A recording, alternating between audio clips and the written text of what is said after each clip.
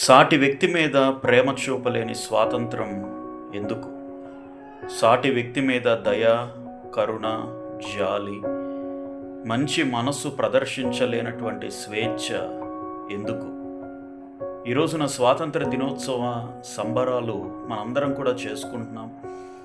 దేశమంతా కూడా అంగరంగ వైభవంగా జరుపుకుంటున్నాం. స్వాతంత్రం సిద్ధించింది అని చెప్పి. దేశం అంటే మట్టి కాదు, దేశం అంటే మనుషులు. దేశాన్ని ప్రేమించడము అనంటే భారతీయ చిత్రపటాన్ని ముందు వేసుకుని కౌగిలించుకోవడం అర్థం కాదు.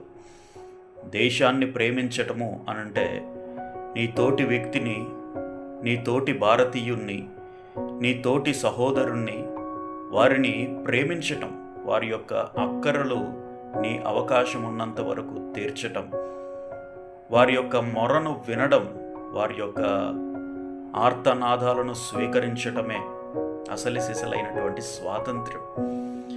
స్వాతంత్రం అంటే స్వేచ్ఛ, సమానత్వం అని ఊకదింపుడు ఉపన్యాసాలు చాలామంది ఇస్తూ ఉంటారు. కానీ స్వాతంత్రం అంటే అసలు సిసలైనటువంటి స్వాతంత్రం అంటే నీ పక్కన ఉన్నటువంటి వ్యక్తితో సక్రమంగా మెలగడమే స్వాతంత్రం.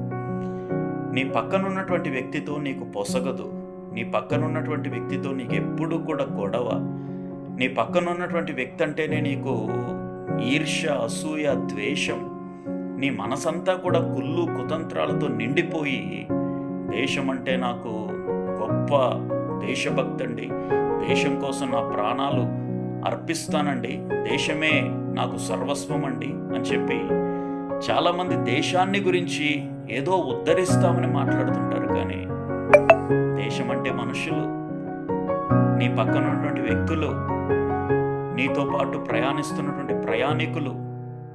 వారిని గౌరవించాలి, వారిని ప్రేమించాలి, వారితో సక్రమంగా మెలగాలి. వారి పట్ల అసూయ, కుళ్ళు, ద్వేషము, కుట్ర, కుతంత్రాలు ప్రదర్శించడానికి వీలు లేదు. వారంటే నీకు వల్లమాలిన అభిమానం ఉండాలి.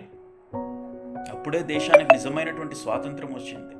కులమతాలకు అతీతంగా, ప్రాంతాలకు అతీతంగా, భేషజాలు లేకుండా, భేదాలు లేకుండా అందరి వయస్సుల వారితో కూడా మనము సక్రమంగా మెలిగినప్పుడే అసలు సిసలైనటువంటి స్వాతంత్రం సిద్ధించింది. అసలు సిసలైనటువంటి స్వాతంత్రం రావాలి అనంటే, దేశ ప్రగతి అత్యున్నతంగా ముందుకు సాగాలి అనంటే మనుషుల మనస్సులు ఇంకా పరిపక్వం కావాలి.